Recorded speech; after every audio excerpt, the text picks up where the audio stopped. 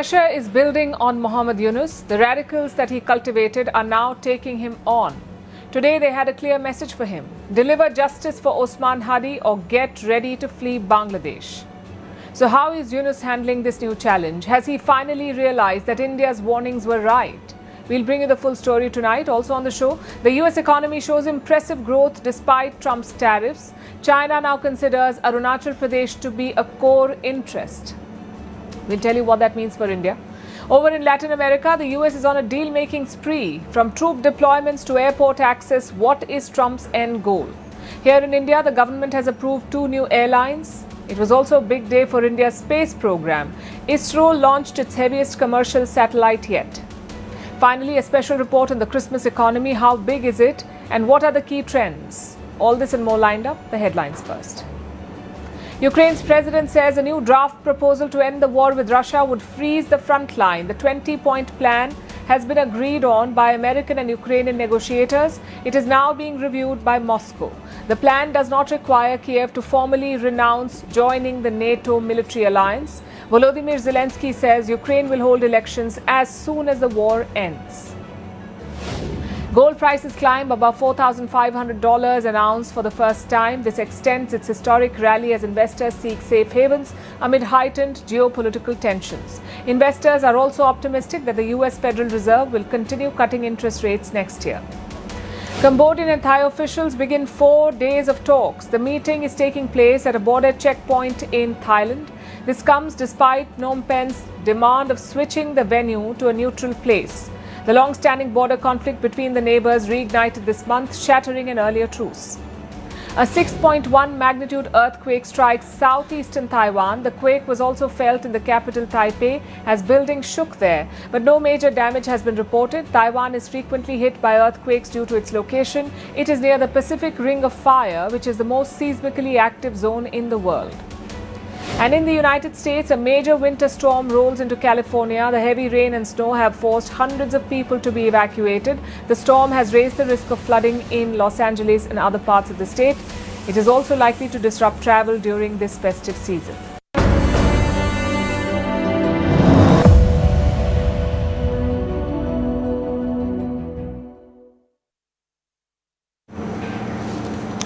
When a crisis brews, vultures circle.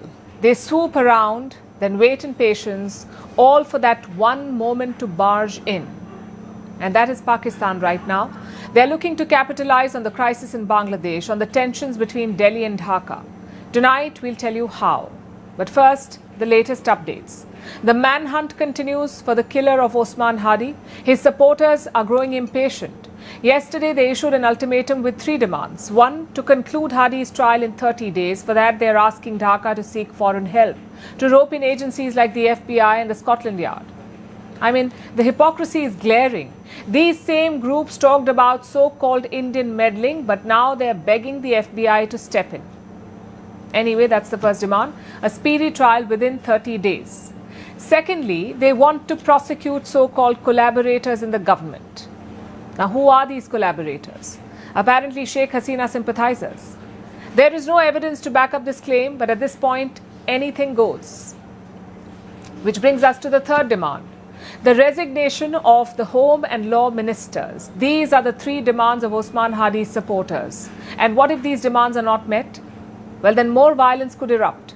Osman Hadi's brother has made that quite clear. He is blaming Mohammed Yunus for the law and order issues. He says if justice is not delivered, even Yunus may have to flee Dhaka. একটা জিনিস আপনারা মনে রাখবেন, বাংলাদেশের জুলাই বিপ্লবের আগে যারা ক্ষমতাধর ছিলেন, যারা রাষ্ট্রকে নিজেদের মনে করতেন, তারা কিন্তু আজকে কেউই বাংলাদেশে নাই। তারা পালাতে বাধ্য হয়েছে। ওসমান হাদির বিচার যদি না হয়, আপনারাও একদিনে বাংলাদেশ থেকে পালাতে বাধ্য হবেন। খুনির বিচার করুন। আপনারাই ওসমান হাদিকে হত্যা করিয়েছেন, আবার আপনারাই এটাকে ইস্যু করে নির্বাচন বানচাল করার চেষ্টা করতেছেন। তা আমরা কখনোই হতে দিব না। How the tables turn. Yunus once celebrated Hasina's escape from Dhaka. Now he is being threatened with the same fate. And the pressure is not just internal. Late on Tuesday, India summoned the Bangladeshi High Commissioner. They demanded a thorough investigation into Osman Hadi's killing. Because this affects India too. Hadi's supporters say the shooter fled to India. The shooter crossed the border and entered India. But New Delhi has rejected this claim, and so has the Bangladesh police. The Bangladesh police has said, Mohammad Yunus' own police admit that there is no evidence that Hadi's killer is in India. Only a thorough probe will bring out the truth, not some politically motivated investigation. Meanwhile, the public sentiment continues to grow bitter. There is genuine anger over the lynching of a Hindu man last week. Today, Hindu groups in India organized protests near the border with Bangladesh. Bharat Mata ki Jai! Bharat Mata ki Jai! Vande Mataram! Vande Mataram! Vande Mataram!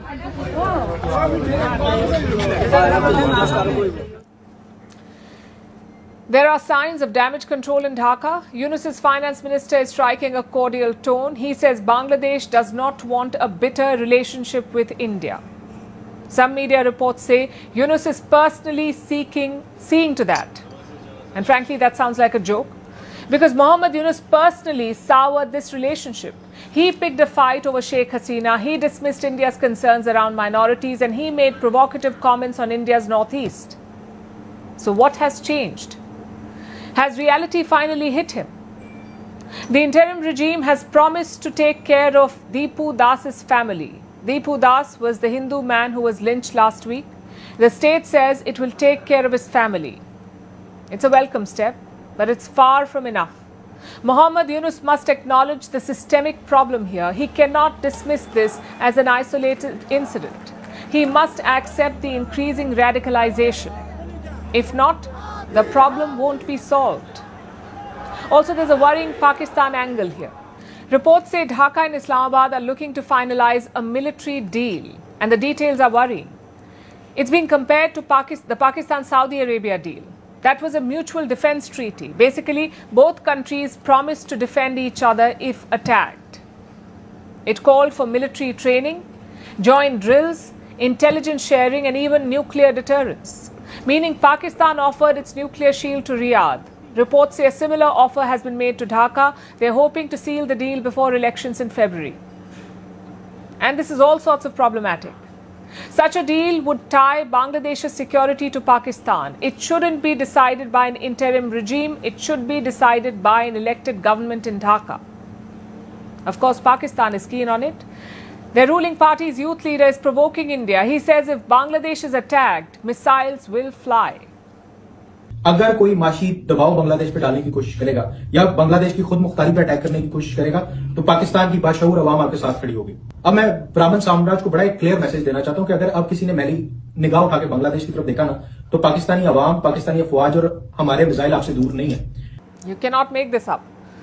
Pakistan carried out a genocide in Bangladesh. They killed some 3 million Bangladeshis in 1971. Now the same Pakistan is promising to defend Dhaka, that too from India, which saved Bangladesh in 1971. Like I said, you cannot make this up. The next couple of days will be crucial in Bangladesh. Tomorrow, Bangladesh Nationalist Party chief Tariq Rahman is returning, the BNP chief. His party is planning to mobilize millions of people in Dhaka. It's not an ideal scenario amid this growing violence. We'll keep tracking the situation for you. The latest US growth numbers are out and they have stunned even the skeptics. America's economy expanded by 4.3% last quarter. This is for the July to September quarter, and this is the fastest pace of growth in nearly 2 years. It comes after months of economic warning signs. Remember, there was talk of a slowdown, even warnings of a recession. Trump's trade war was taking a toll. Rising tariffs were squeezing household budgets and sending shockwaves through the global economy. Yet it appears that the US has been able to overcome all of it. President Donald Trump was quick to react. He wrote on Truth Social, and I'm quoting from what he said, "The tariffs are responsible for the great USA economic numbers just announced, and they will only get better." Of course, he's claiming credit. 4.3% growth looks good on paper, but that headline number does not tell the full story. Because experts say beneath the surface, there is a strain. The economy might be growing, but the growth is not even and it's not for everyone. So let's look at the figure closely. 4.3% GDP growth. Where is it coming from? Most of it comes from America's wealthiest 20%. They're still spending, and that is driving economic growth. Says who? The US Commerce Department. It says spending by high-income households remains high, but for America's middle class, spending has dropped. And that's where most of America lives, the middle class. They are struggling. Their spending numbers are flat. In fact, about 1/3 of the middle class cannot even afford the basics, stuff like food, housing, and childcare. These essentials are becoming unaffordable for them. That's because their incomes are not growing. In fact, the jobs market is in disarray. In November, unemployment hit 4.6%. That's a 4-year high. Also in November, 64,000 jobs were added. But that followed a massive drop in October. 105,000 workers lost their jobs in that month. So the overall trend is weak. Hiring has slowed, and that is having a ripple effect on incomes. What's worse, the strain could increase in the days ahead. President Trump is targeting H-1B visas again. He's scrapping the lottery system. And what's the lottery system? You see, every year the US issues 85,000 H-1B visas. 85,000 visas, but applications always exceed that number. So the US runs a lottery. Applicants are picked at random. If your name is drawn, you get the visa. If you don't get it, you try again the next year. That's how the system has worked so far, and that system is now being dismantled. Because Trump wants a new model. It is called a weighted system, one that gives priority to the highest paid and the most highly skilled. In other words, H-1B visas will now go to those who have the money. And that is bad news for Indian workers, especially those at the entry level. They will struggle to qualify. So fewer Indian workers are likely to make it. But the impact on America will be bigger because these visas help build America's edge in the technology sector. The H-1B system brought in top talent from across the world. It powered Silicon Valley and gave the US a lead in innovation. Now that pipeline of talent is under threat because Trump is shifting the goalpost. It's no longer just about your skill, it's about your bank account. That's what matters. Basically, Trump is saying if you're wealthy, you're welcome in the US. Let's also clear with his gold card policy. A few days ago, the US unveiled the Trump Gold Card. It is a new visa program for the ultra-rich. It offers a path to US citizenship for those who can pay at least $1 million. So this is basically immigration with a price tag, and it's changing who gets to work and live in the US. Companies are bound to take notice of this and recalibrate. Will they pay more for Trump's visas? At this point, it looks unlikely. Instead, they could slow down hiring or rethink how they want to invest. Some reports suggest it's already happening. Corporate profits grew by $166 billion in the last quarter, so businesses are earning money. But investments have cooled, meaning they're making more money, but they're not investing it back. So to wrap it up, yes, America is growing, but it is not growing evenly. It's the rich who are making big gains, but the middle class is stuck. And with the job market slowing down, the US economy faces more challenging times ahead. What does China want? It's a question a lot of experts grapple with. Does China want Taiwan? Does it want the South China Sea? Does it want to topple America? What exactly does China want? If you ask the Communist Party, they often talk about the Great Rejuvenation, basically a restoration of old Chinese glory, sort of like make China great again. And there's a deadline too. China is hoping to complete this project by 2049. That is the 100th anniversary of the People's Republic, 2049. And in this pursuit, Beijing has certain goals, certain core interests, as they call it. And among them is India's Arunachal Pradesh. Says who? The US government. They have submitted a special report to the US Congress. It details China's new core interests. One, of course, is Taiwan. One is the South China Sea. One is the Senkaku Islands, which are held by Japan. And one is Arunachal Pradesh. Let me give you the background first. If you're an Indian, you already know this. Arunachal state of the Indian Union. It is an integral part of our country. But China has never accepted this. They claim Arunachal Pradesh as their own. It's something that they recently reiterated. First of all, Zhangnan, southern Tibet is Chinese territory, and China has never recognized the so-called Arunachal Pradesh illegally established by India. China's claims can be traced to the 1950s. That's when Mao Zedong propagated his five-finger theory.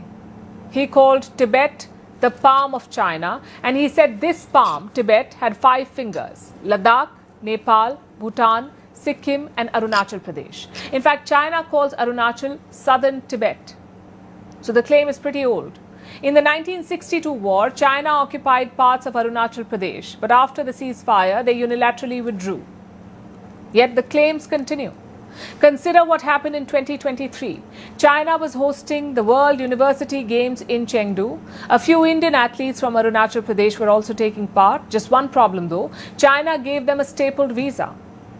Your normal visas are stamped on the passport, but a stapled visa is simply attached, not stamped. It's a tactic to undercut India's sovereignty over the state. And we saw a similar move last month as well.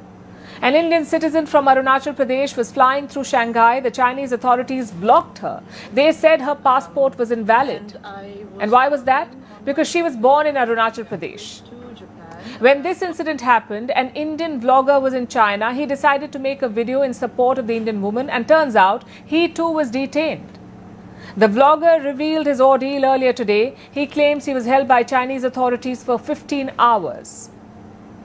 So clearly, Beijing wants to make this a big issue, an issue that is tied to their great national plan for 2049. And there are 2 points to note here. One is the timing of this American report and Chinese activities. India and China are in the middle of a reset. Both sides were locked in a border standoff from 2021 to 2024, but last October, they signed a deal.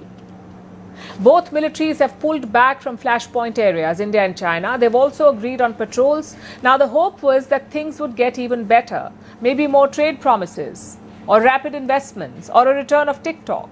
But so far, none of that has happened, all thanks to China.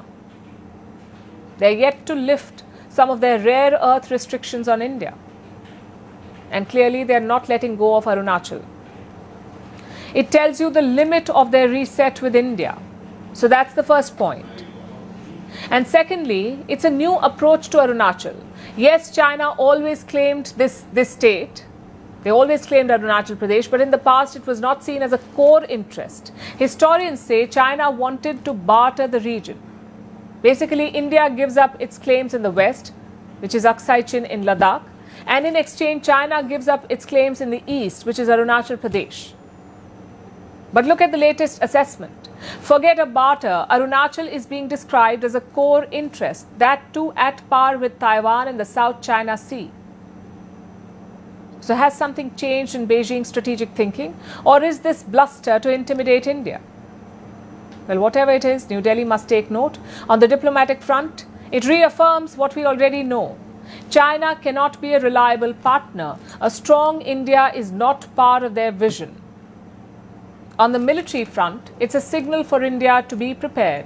We are talking more border infrastructure, we are talking more roads, more firepower and more intelligence. Because the last thing you want is to be caught off guard. Let's turn to the Caribbean now. I'm sure you've seen what the US military is doing. It is striking boats, seizing tankers and blockading Venezuela. But turns out it's not just about hard power, because behind the scenes there is also a diplomatic campaign that's going on. A campaign to spread US influence. In the past week, Washington has struck 4 security deals. In Paraguay, the US military can now deploy soldiers. For what? To target so-called narco-terrorists. In Ecuador too, the US can now position soldiers, and this is despite a referendum that rejects foreign bases in the country. So much for public will. The people said no to foreign troops, but their government is welcoming US soldiers. In Peru, same story. Washington will now be able to send soldiers there, and in Trinidad and Tobago, the government is giving airport access to the Americans, so the US can now install radars in the country. They can also use their airport. And these deals, or such deals rather, are not unprecedented. The US has always had a security presence in the Caribbean, like in El Salvador and Curacao. But these new deals are coming thick and fast. The question is why? And what does it mean for the region? On paper, President Donald Trump is linking all of it to drugs. But data shows that's a stretch. Most of the drug production happens in Colombia, Peru, and Mexico. Paraguay is not a prominent producer, nor is Trump's enemy number one, Venezuela. So if drugs are not the trigger, then what is? Perhaps it's strategy. Trump unveiled his national security strategy last month. Think of it as a compilation of top US priorities. And here's what it says about Latin America. I'm quoting, "The United States will reassert and enforce the Monroe Doctrine to restore American preeminence in the Western Hemisphere. We will deny non-hemispheric competitors the ability to position forces or other threatening capabilities or to own or control strategically vital assets in our hemisphere." Some context first. The Monroe Doctrine was unveiled in 1823. It was propagated by then US President James Monroe. And what does it say? In the 1800s, it was a message to the Europeans. Remember, this was still the age of colonialism, but Washington was basically asking Europe to stay out of the Western Hemisphere. You keep your colonial activities to your side of the world, do not bring it to the Americas. That was the message from the US to Europe. In recent history, it's been interpreted as American dominance. Basically, only the US will dominate the Western Hemisphere. And Trump is doubling down on this. He has added a so-called Trump corollary to the Monroe Doctrine. And what is that? No other power will be allowed a foothold in this region. No naval deployments, no assets, and no power projection. Maybe that explains these new deals. But what is the end game? Well, this is where things get a bit confusing. One day Trump talks about illegal migration, the next day he talks about drugs, and the third day he talks about oil. There is no clear goal defined by the White House. Basically, we don't know why Trump is doing any of this. Even his voter base is a bit confused. Yes, they like cracking down on drugs and migration, but they don't like foreign intervention. So it's a toss-up with the public. Which brings us to the second question. What does this mean for the region? Well, there is an ideological and security realignment. Recent elections in Latin America have brought right-wing rulers to power, and they look up to Donald Trump. His conservative politics resonates with them. At the same time, there are security gains as well. For example, Peru is set to purchase F-16 fighter jets. Trump has declared them a major non-NATO ally. Others like Ecuador have ongoing talks with the International Monetary Fund, and they need American support for good deals. They need US support. Plus, the power difference is jarring. You see, these are tiny countries with underfunded militaries. They simply cannot challenge the United States. So maybe they think it's better to just give in. But history shows that's not always a good idea, because you risk getting dragged into the fighting. The US will win the war, they will topple regimes and leave. These smaller countries will be left counting the dead.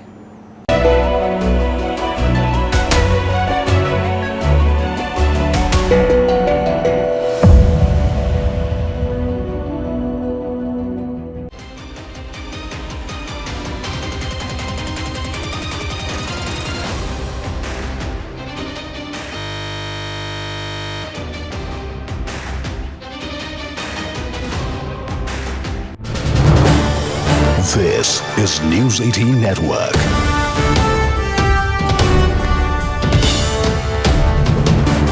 India's largest news network. East.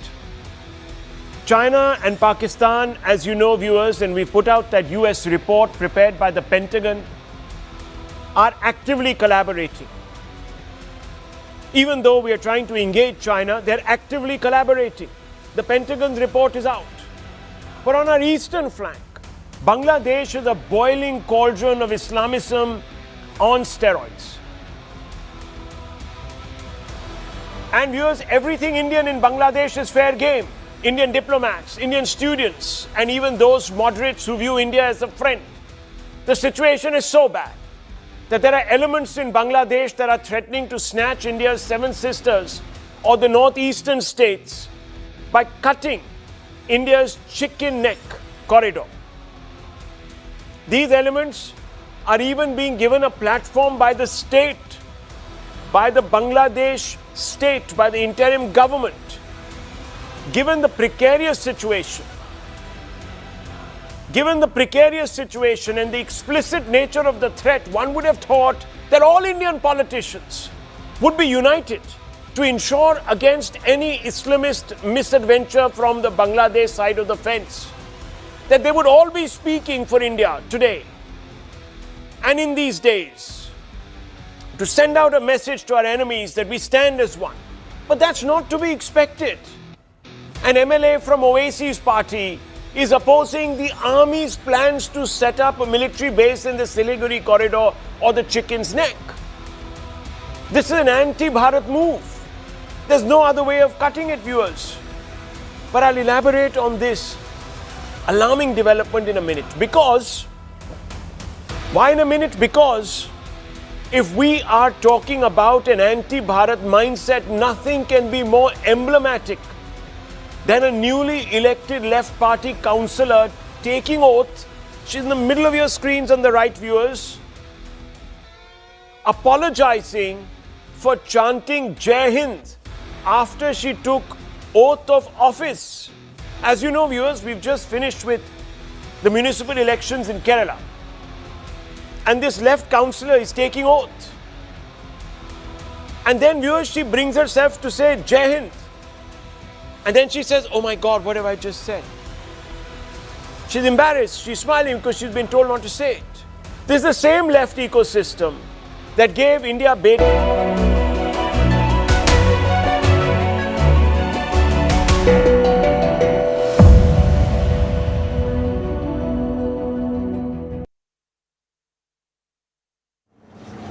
What will it take to end the Ukraine war? It's one of the big questions we are carrying into 2026. Through this year, we've had many moments of hope, only to be followed by more fighting. Today, there is fresh hope. Ukraine has floated a new deal. Their president, Volodymyr Zelensky, has proposed it. It's a new 20-point plan. It talks about, and I'm quoting, it talks about freezing the front lines.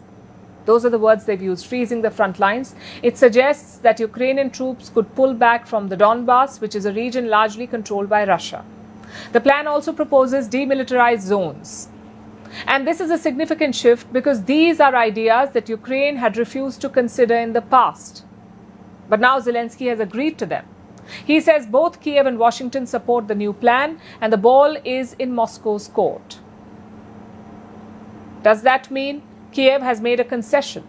Are they willing to give up territory to end this conflict? And most importantly, will Russia agree to this new plan? Here's a report. Ukraine has laid down a new peace proposal. It comes after months of stalled negotiations and growing pressure to end the war. This new plan is different. It offers a way to freeze the front lines. President Volodymyr Zelensky says this is Kyiv's clearest offer yet, a 20-point plan. Zelensky says it is backed by the United States and it has been shared with Moscow. Let's break down what's in it. Zelensky has said he's willing to withdraw troops from the Donbass region, from the areas that Ukraine still controls. But Russia must also pull back by an equal distance. These areas would then become demilitarized. In simple terms, no troops, no weapons, no military operations. Instead, these would become free economic zones. This is a revised version of an earlier document. The original 28-point draft had leaned more toward Russian demands. Now, it's been cut to 20 points and reworked through weeks of US-led talks. But not all points have been agreed upon. Some significant gaps remain on the issue of over-territory and nuclear infrastructure. Russia still occupies Europe's largest nuclear facility in Zaporizhia. Ukraine wants Russian troops out, but the two sides couldn't reach a deal. So, Kyiv proposed a compromise. Ukraine is pitching a joint venture between Kyiv and Washington. Both sides could manage Zaporizhia plant together.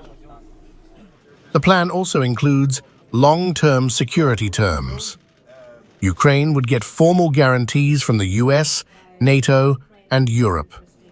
They are similar to NATO's Article 5, the Mutual Defense Clause, where an attack on one ally would trigger a response from all. So, if Ukraine is attacked again, military help would be automatic. There's also a limit on Ukraine's military. The plan allows 800,000 troops in peacetime. That's seen as a compromise to ease Russian concerns. What about Ukraine's bid to join NATO? Earlier, Moscow had insisted Kyiv must renounce its bid. But the 20-point plan makes no mention of barring Ukraine from joining NATO. But ultimately, it all comes down to territory. Any peace deal in Ukraine must address Donbass. That question cannot be avoided. Donbass consists of two regions, Donetsk and Luhansk. As things stand today, Russia controls nearly 90% of the Donbass. Moscow has demanded full control of it. Zelensky's plan doesn't give them that. It offers shared pullbacks, not full withdrawal. So far, Russia hasn't accepted those terms. President Putin has warned, if Ukraine doesn't pull out fully, Russia will take the region by force. The proposal has been shared with the Kremlin. Dmitriev has already had the opportunity to brief the president on the outcome of his trip in detail. Based on the information the head of state received, we now intend to formulate our further position and resume contacts in the near future through the channels that are currently operating. Zelensky says Kyiv expects a formal response soon, but key parts of the plan, like the economic zones and troop withdrawals, will require public backing. Zelensky says a national referendum will be needed, especially for anything involving territorial compromise. Beyond the battlefield, the plan also includes a path to redevelop Ukraine, like Ukraine's candidacy to join the European Union, this time with a fixed accession timeline. A $200 billion investment fund was proposed as well to rebuild Ukraine. The fund will be backed by the US and Europe. And fresh elections in Ukraine are expected soon after the deal is signed. The ball is now in Moscow's court, and what happens next could shape the future of the conflict.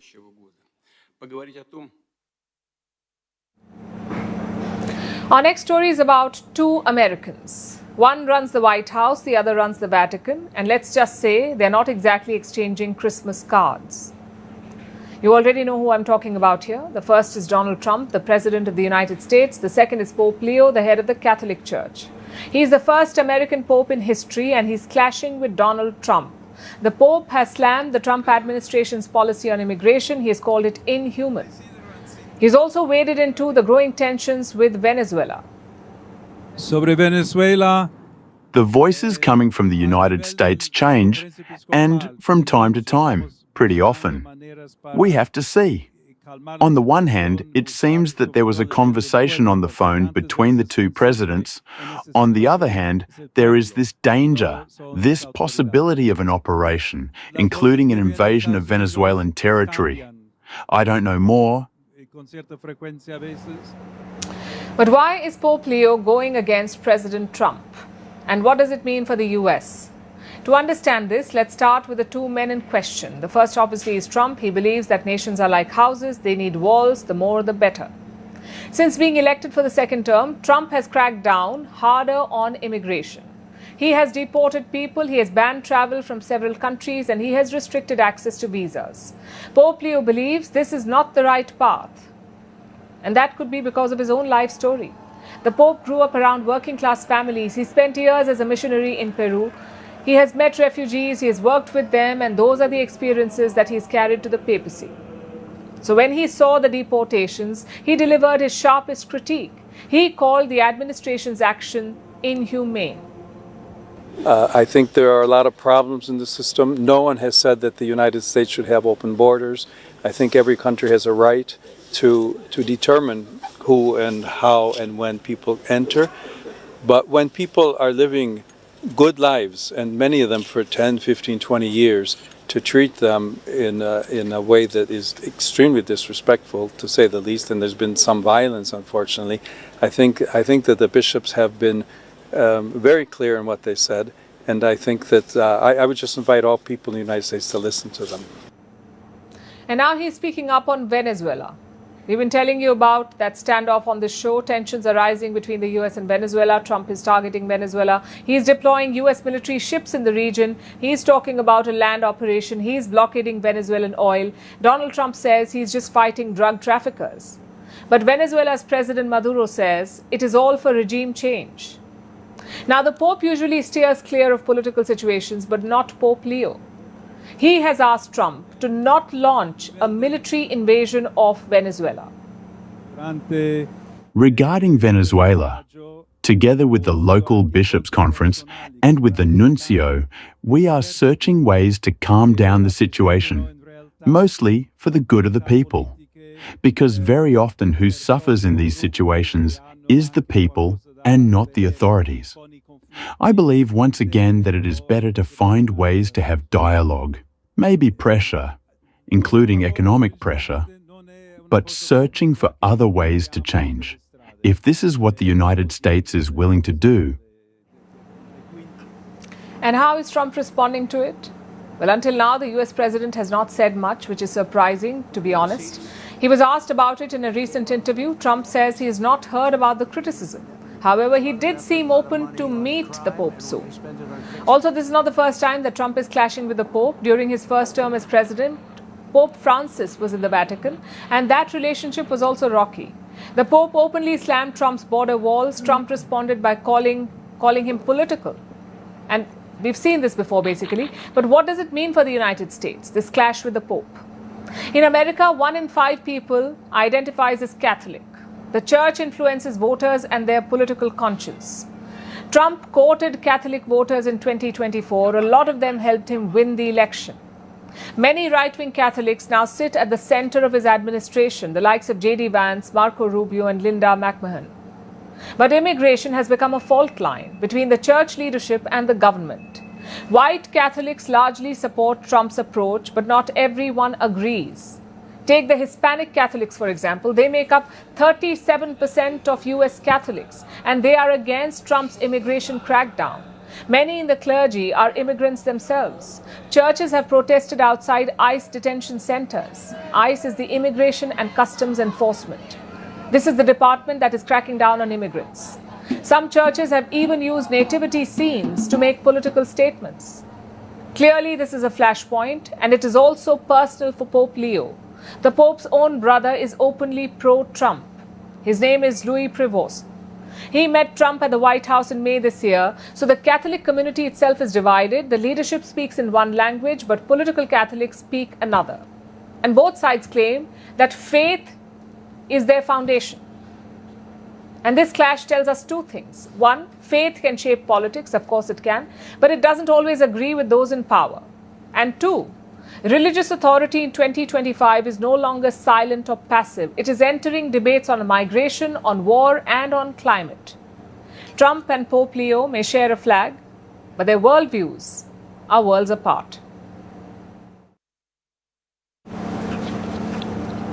Weeks after the Indigo crisis, India's aviation sector is looking at a reset. 2 new airlines could begin operations next year. They're called Al Hind Air and Fly Express. The government has cleared their plans. Both have received no objection certificates or NOCs this week. Like I said, this comes in the wake of the Indigo crisis. Indigo is India's biggest airline. It cancelled more than 4,000 flights in a matter of days, and this completely upended Indian aviation. You see, India has a duopoly in this sector. Indigo controls over 60% of the market and Air India has another 30%. Together, they account for nearly 90% of all domestic air traffic. There is an urgent need to change that, and now India's Civil Aviation Ministry is pushing for more airlines. It believes a market as big as India needs at least 5 major carriers. So the decks have been cleared for 2 new carriers, but this is only the beginning, because these airlines must now show that they can operate real flights for a full regulatory approval. Here's a report. 2 new players, 1 big message. India wants more competition in its skies. Al Hind Air and Fly Express have received no objection certificates, or NOCs, from the Ministry of Civil Aviation. That's the first regulatory step toward launching an airline. But it comes at a very specific moment, just weeks after Indigo's crew shortage grounded over 4,000 flights. And in recent days, more flights have been cancelled, this time due to dense fog across North India. The bigger problem is structural. Indigo controls more than 60% of the domestic market. Air India, backed by the Tata Group, holds another major share. Together, these 2 airlines now account for close to 90% of all domestic air traffic. That kind of market concentration leaves little room for disruption. When one airline stumbles, the entire network feels it. That's what the government wants to fix. Strict and appropriate action. Civil Aviation Minister Ram Mohan Naidu spoke in Parliament at the height of the Indigo crisis. He says India needs a minimum of 5 major airlines. We are encouraging more new airlines to This is to manage growing passenger traffic and offer real choice. India's aviation market is expected to become the world's 3rd largest in the next few years. The Indian government wants to build capacity before that demand peaks, and that means breaking the duopoly. But it's going to be an uphill task.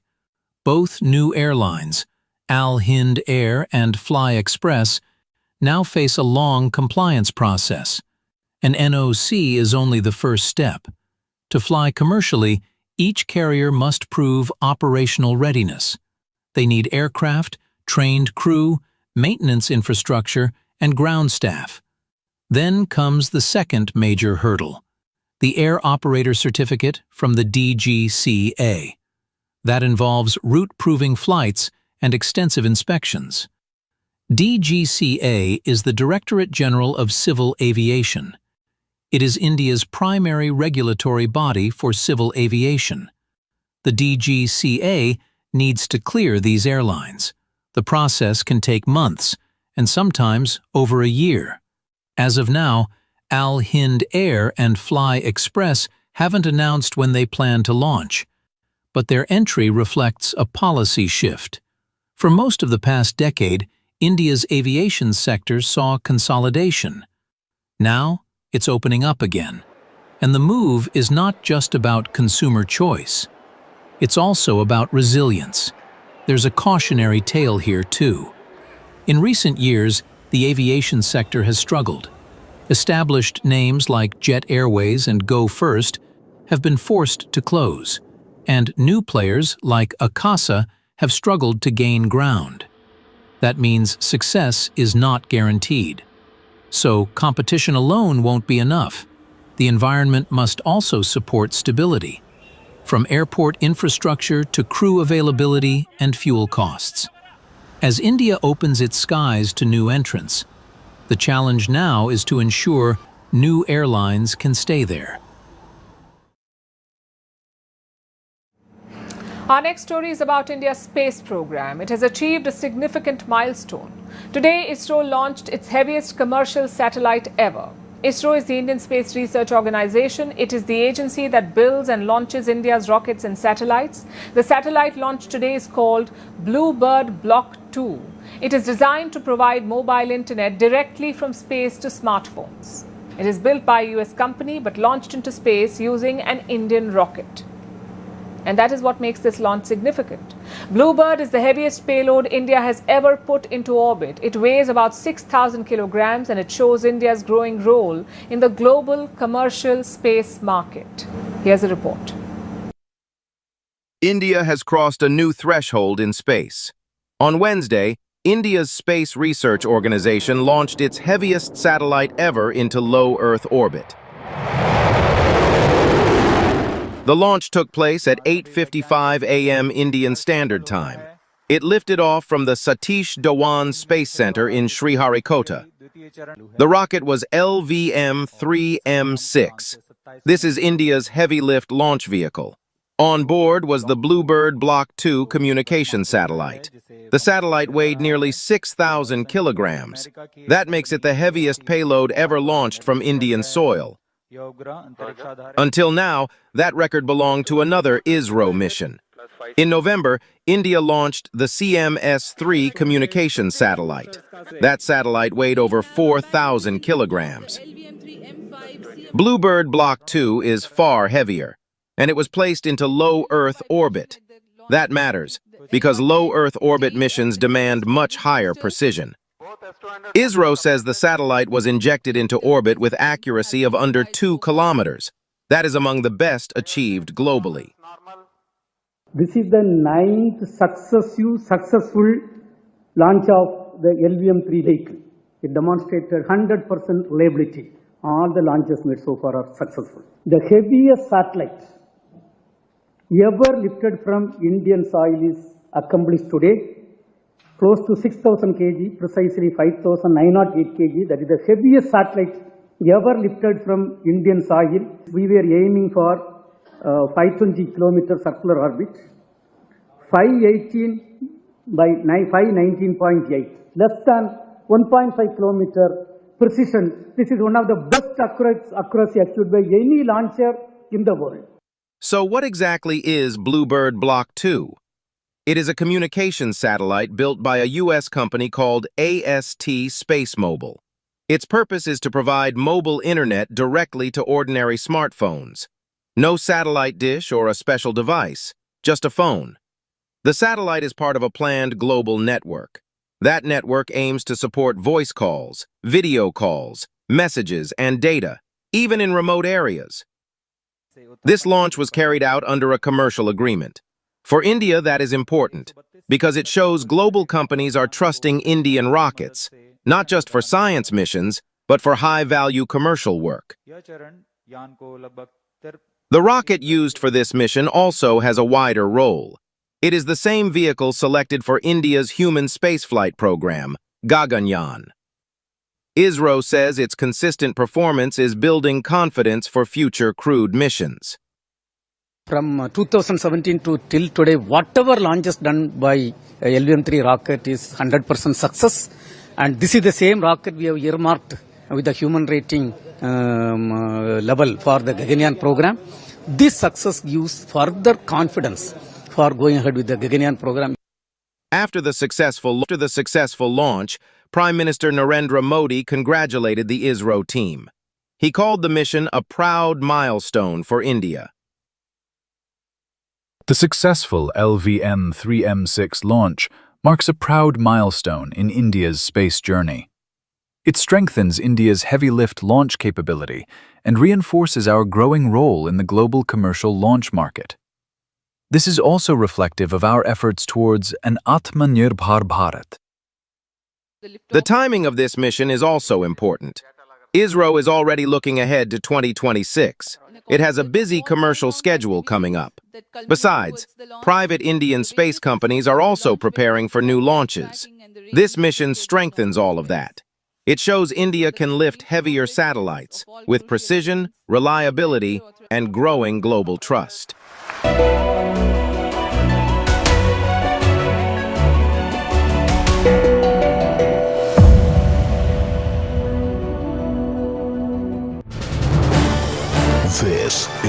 News 18 Network.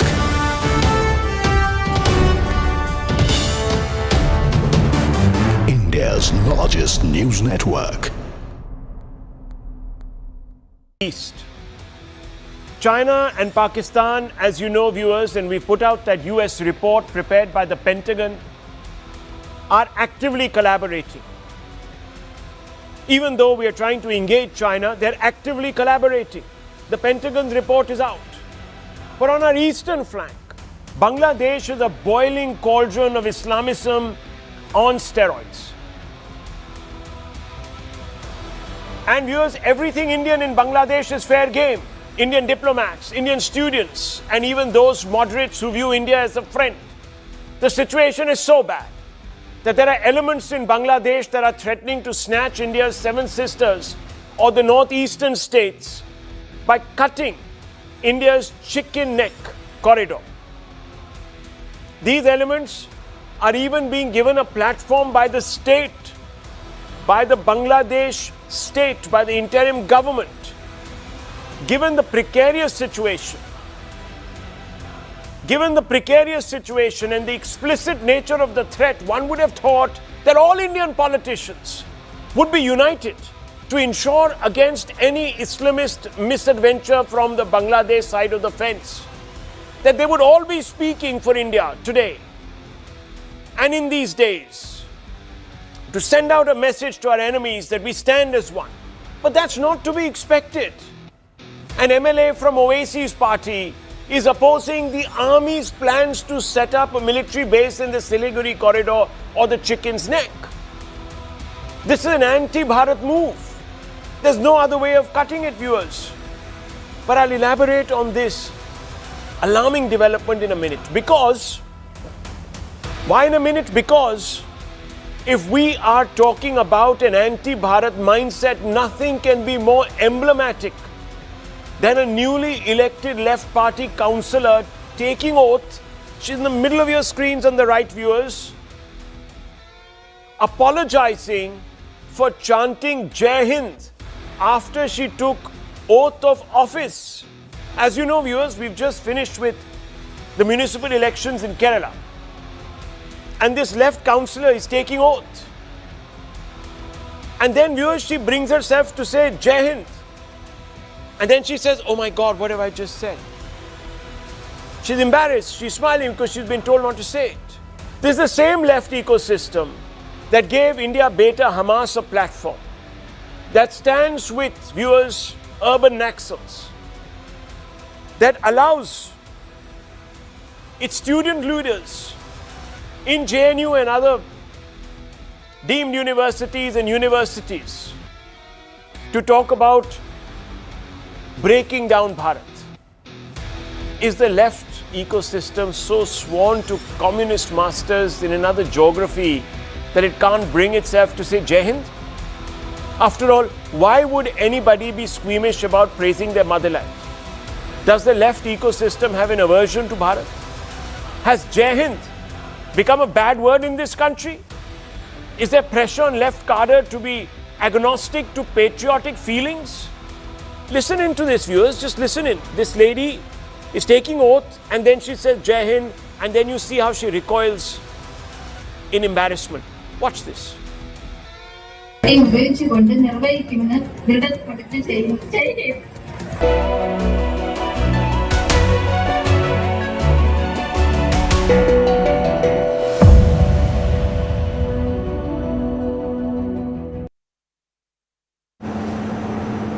While everyone's busy shopping for Christmas, millions of children around the world are doing something else. They're trying to find Santa Claus. Every Christmas Eve, one organization does that for them. It is called NORAD. That's the North American Aerospace Defense Command. It is a joint US and Canadian military command. Its real job is to watch the skies for air and missile threats, but on Christmas Eve, it does something very different. It tracks Santa's journey around the world using radar, satellites, and military systems. And it answers calls from children asking one simple question: where is Santa Claus right now?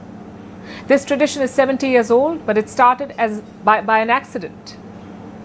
Here's how NORAD became part of Christmas. Every Christmas Eve, something unusual happens inside one of the world's most important military commands.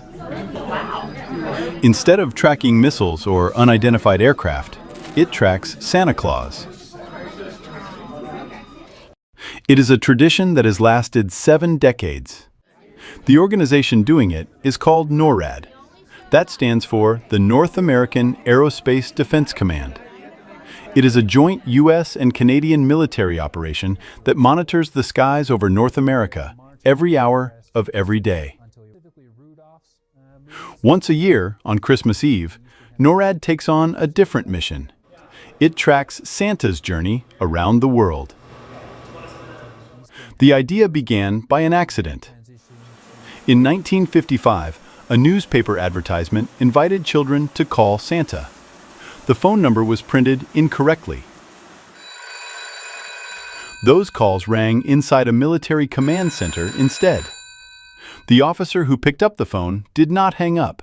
He played along and asked his staff to check the radar for Santa's location. That moment turned into a tradition.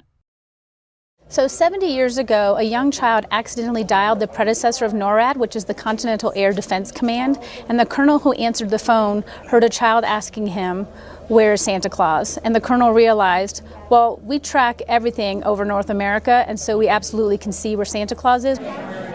70 years later, the operation is bigger than ever. More than 1,000 volunteers answer phones on Christmas Eve. Calls come in from around the world.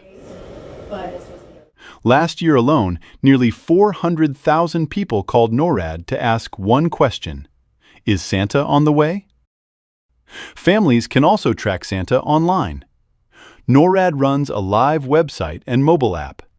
It shows Santa moving across time zones, city by city, country by country.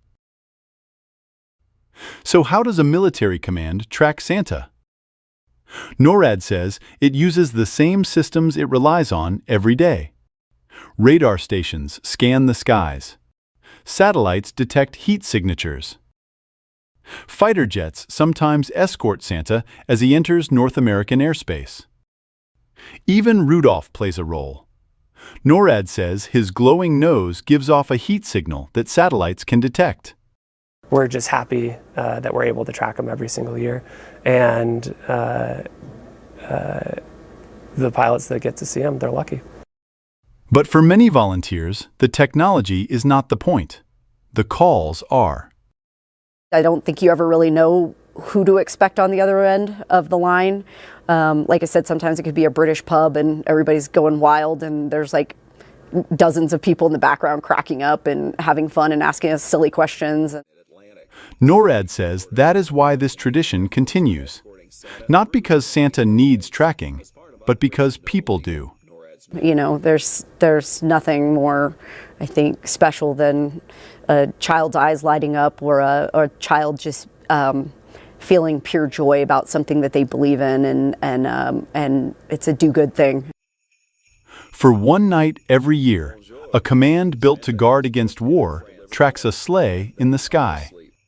And for millions of families, that makes Christmas feel complete.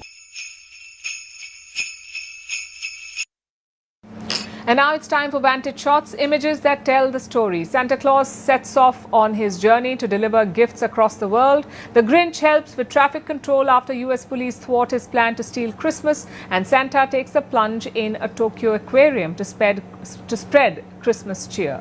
Finally, we're taking you back in history. On this day in 1979, the Soviet Union invaded Afghanistan. The goal was to prop up the faltering communist government in Kabul. The invasion triggered a brutal decade-long conflict, with Soviet forces facing fierce opposition from Afghan Mujahideen fighters. Mounting casualties and economic strain eventually forced the Soviet Union to withdraw in 1989. We're leaving you on that note. Thank you for watching. We'll see you tomorrow.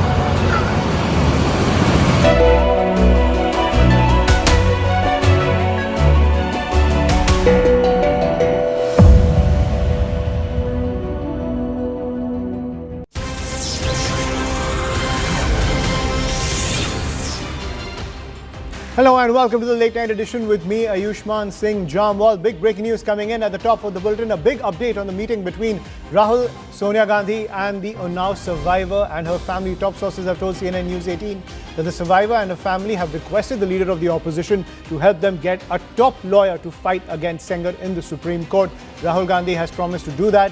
They have also sought the relocation of the entire family to a Congress-ruled state as they feared being targeted. Rahul Gandhi has also given them an assurance on that front as well.